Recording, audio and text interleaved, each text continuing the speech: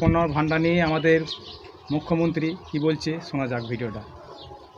পরিবারের সবার bank account number না দিলে মিলবে না অন্নপূর্ণা যোজনার ৩,০০০ টাকা। কড়া নিয়ম রাজ্য সরকারের, কিন্তু কেন?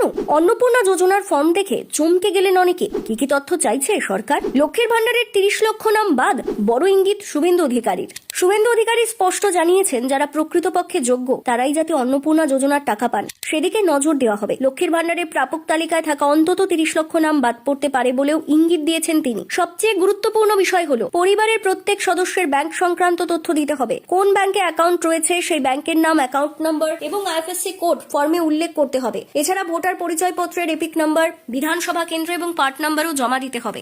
অন্নপূর্ণা যোজনার সুবিধা পেতে অপেক্ষা করছেন রাজ্যের লক্ষাধিক মহিলা। ফর্ম প্রকাশ হয়ে গিয়েছে ইতিমধ্যেই। সেই ফর্ম খুঁটিয়ে দেখলেই বোঝা যাবে আবেদনকারী সম্পর্কে খুঁটিনাটি তথ্য চাওয়া হয়েছে। মুখ্যমন্ত্রী শুভেন্দু অধিকারী আগেই বার্তা দিয়েছেন, কোনো বেনজল যাতে না ঢুকে পড়ে সেদিকে নজর দেওয়া হবে। সেই কারণে শুধু আবেদনকারীর তথ্য নয়, তার পরিবারের প্রত্যেক সদস্য সম্পর্কেও খুঁটিনাটি তথ্য নেবে সরকার। তবেই বিবেচনা করা হবে তারা অন্নপূর্ণা যোজনার সুবিধা পাওয়ার যোগ্য কিনা। পরিবারের প্রধান সদস্য বা বাড়ির কর্তা বা কর্ত্রীর পরিচয়ের ওপর বিশেষ জোর দেওয়া হয়েছে। তাদের আধার নম্বর থেকে শুরু করে রেশন কার্ডের আইডি সবই দিতে হবে। আবেদনকারীর পরিবারের সব সদস্যের নাম, জন্ম তারিখ, লিঙ্গ, আধার নম্বর, পরিবারের প্রধান সদস্যের সঙ্গে কি সম্পর্ক সেই তথ্য জানাতে হবে। আবেদনকারীর পরিবারের সব সদস্যের ব্যাংকের নাম, bank account number, IFSC code দিতে হবে। প্রত্যেক সদস্যের এপিক নম্বর, বিধানসভা কেন্দ্র ও পার্ট নম্বর দিতে হবে। পরিবারের সব সদস্যের স্বাস্থ্য বীমা সংক্রান্ত তথ্য উল্লেখ করতে হবে ফর্মে। সরকারি নাকি বেসরকারি বীমা, বীমার অঙ্ক কত সব জানাতে হবে। পরিবারের প্রত্যেক সদস্যের নাম ও প্যান নম্বর উল্লেখ করার জায়গা রয়েছে ফর্মে। পরিবারের কোন সদস্য কি চাকরি করেন,